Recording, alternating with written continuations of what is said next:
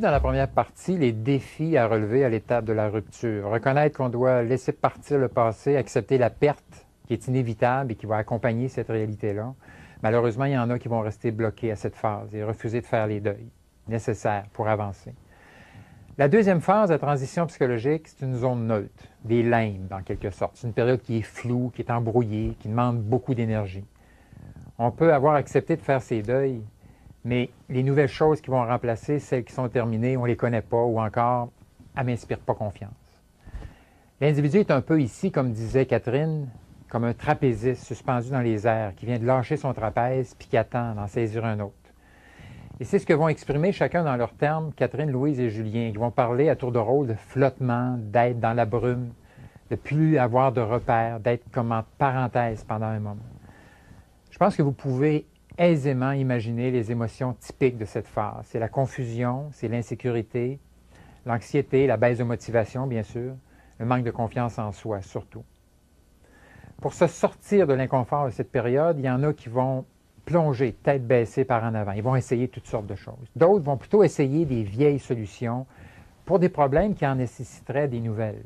Un peu comme le parent qui essaye des moyens qui fonctionnaient quand son enfant était petit, maintenant c'est un ado.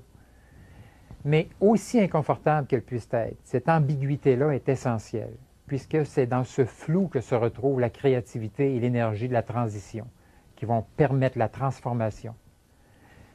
C'est là que vont se faire les percées les plus intéressantes. C'est là qu'on s'arrête, qu'on réfléchit et qu'on prend des décisions. Écoutons-les.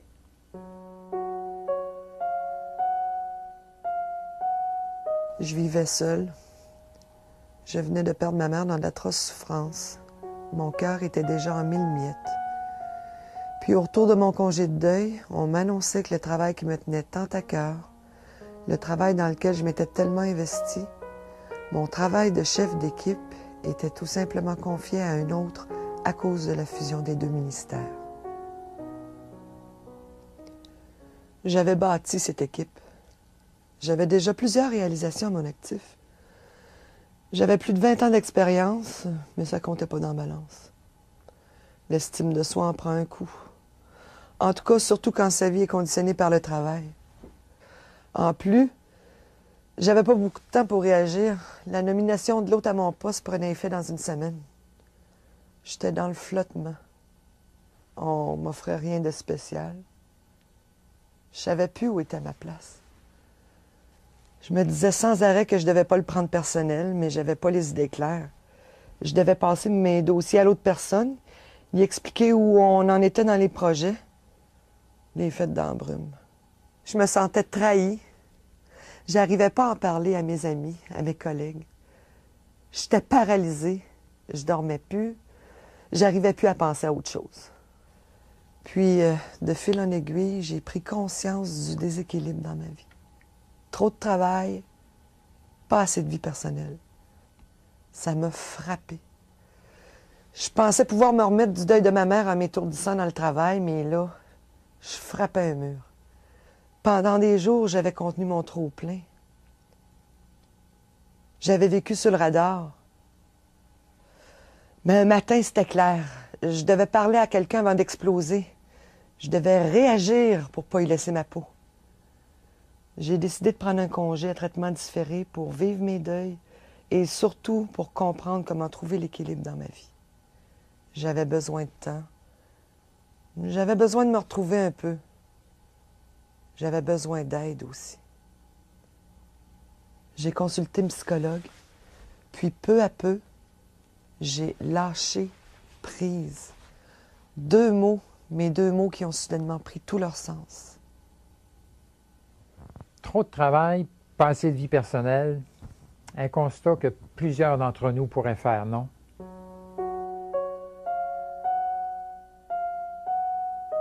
J'avais vécu des choses très difficiles et de nombreux deuils en si peu de temps. Le décès de ma grande sœur, la deuxième de mes sœurs emportée par un cancer. Une relation amoureuse drainante. La maladie. Le départ de mon patron avec qui j'avais une très belle complicité. Puis, après mon congé de maladie, un retour au travail déstabilisant puisqu'on m'offrait un emploi avec moins de responsabilités qui ne faisait pas du tout appel à mes compétences. Mais pendant les 6 mois de mon congé de maladie, j'ai passé différents examens médicaux. J'avais tellement de symptômes, tellement de malaise, je touchais le fond. Et à la lumière des résultats, on m'a fait comprendre que j'avais fait du transfert. À mon insu, j'avais pris les symptômes de mes 2 sœurs décédées du cancer. On m'a fait comprendre aussi que le stress avait causé tous mes malaises physiques. Bien sûr, mes symptômes physiques étaient réels, mais je n'avais ni cancer, ni une autre maladie grave. Ça m'a rassurée, c'est certain. Mais qu'est-ce qui m'arrivait? Tranquillement, j'ai compris que j'aurais du ménage à faire dans ma vie. J'ai compris aussi que j'aurais à apprendre à traverser mes deuils. J'ai parlé avec ma meilleure amie, ça m'a permis d'y voir plus clair. Et j'ai décidé de consulter un psychologue. Mon médecin m'avait dit « Va prendre l'air, marche », de me gronder, comme on dit des fois, pour me permettre de récupérer un peu plus. Je l'ai fait. J'ai marché, mais marché à tous les jours. Ça m'a permis de prendre du recul. J'allais beaucoup mieux. Je remontais. Lorsque je suis retournée au travail et qu'on m'a confié un travail de niveau moins élevé, ça aurait pu me précipiter au fond du puits. Non. Mon réflexe a été de discuter avec mon nouveau gestionnaire pour trouver une solution et d'en parler avec mes amis pour connaître leur avis. Je savais maintenant que de prendre du recul et que d'échanger sur ce qui nous tracasse nous permet d'avancer. Enfin, on n'a pas trouvé de solution satisfaisante ni pour mon gestionnaire ni pour moi-même. Alors, il y avait un concours d'affichés. J'ai décidé de m'y inscrire. Là, j'en étais sûre. Je retrouvais des forces. C'est drôle comment parfois notre corps prend le relais, qui nous envoie plein de messages qu'on ne comprend pas ou qu'on aime mieux pas comprendre peut-être. C'est peut-être le temps à ce moment-là d'en parler avec quelqu'un.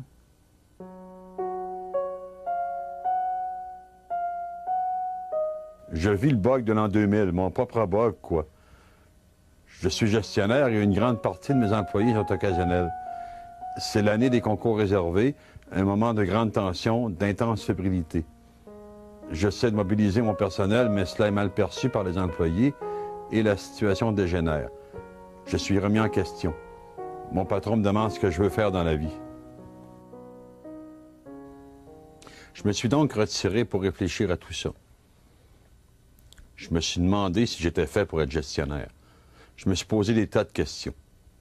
Est-ce que j'aurais pu faire autrement? Est-ce que ça aurait changé les choses? J'ai essayé de ne pas garder pour moi toutes ces émotions paralysantes. J'ai consulté le programme d'aide aux employés et j'ai vu un psychologue.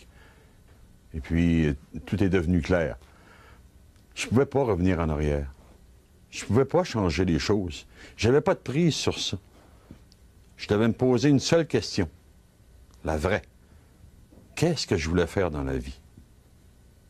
C'était évident. Je voulais être gestionnaire. J'ai vécu une expérience très dure. Une expérience qu'on préférerait ne jamais connaître. J'ai vécu la trahison. Mais la vie est faite ainsi. Lorsque j'ai fait part de ma réflexion à mon patron, lorsque je lui ai dit que je voulais être gestionnaire, il m'a posé une autre question. Veux-tu retourner au même endroit? J'ai dit non. Je voulais pas vivre une lutte de personnalité, une guerre de pouvoir. J'avais rien prouvé en faisant cela. Rien retiré de tout ça. Beaucoup de réflexions, donc, pendant cette seconde phase de la transition qui conduit habituellement à prendre des décisions importantes. Décider d'investir plus dans son équilibre pour Catherine, décider de faire du ménage dans sa vie pour Louise, décider ce qu'il veut vraiment faire comme travail pour Julien. Décider ce qu'on veut. Probablement un des éléments les plus puissants pour traverser activement une période de changement important. Et c'est ce qu'ils ont fait, seuls ou avec l'aide d'amis ou de professionnels. C'est pas toujours simple, parce qu'habituellement, on sait beaucoup plus ce qu'on veut pas que ce qu'on veut. Mais en même temps, c'est un outil majeur pour se faciliter la tâche. Je l'ai souvent vérifié en consultation. Quand une personne arrive, elle nous parle d'abord de sa souffrance, de ce qu'elle ne veut plus vivre. C'est important d'écouter cela, sans juger.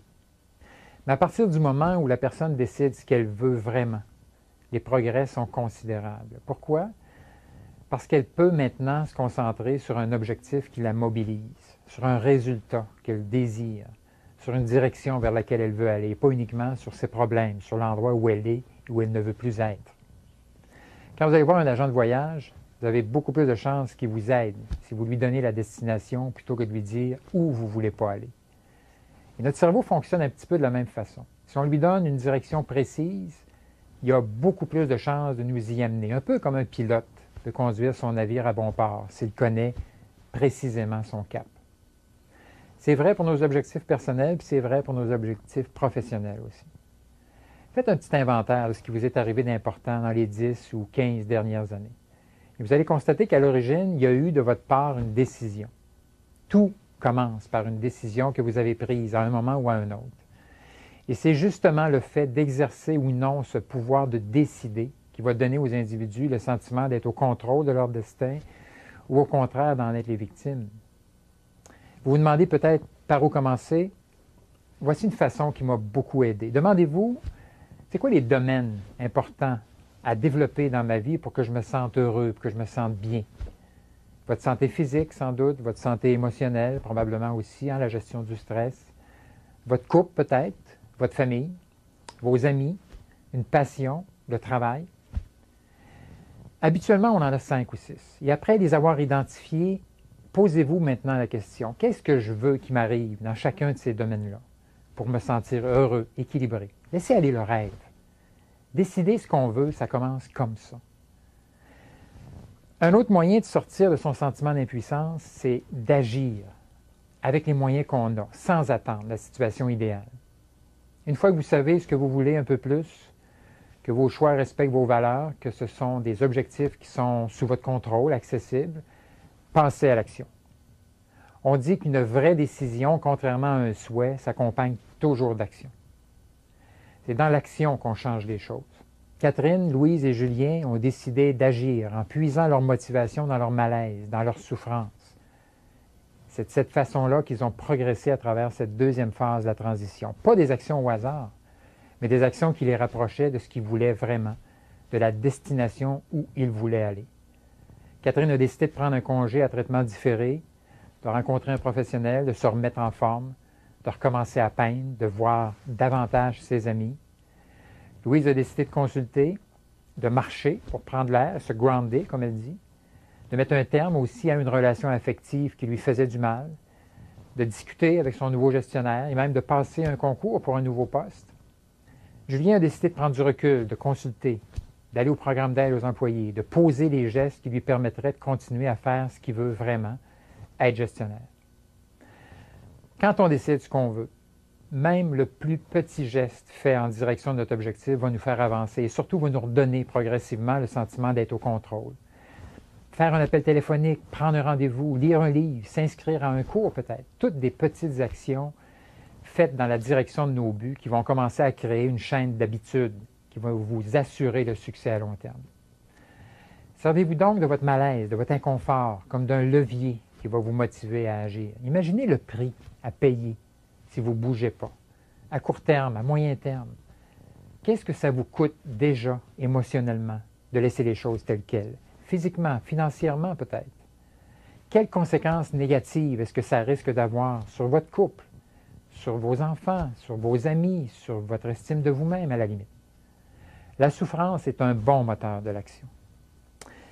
Puis, pour donner encore un peu plus de puissance à votre levier, suscitez l'espoir. Demandez-vous comment vous allez vous sentir si vous agissez. Qu'est-ce que ça va vous permettre de faire?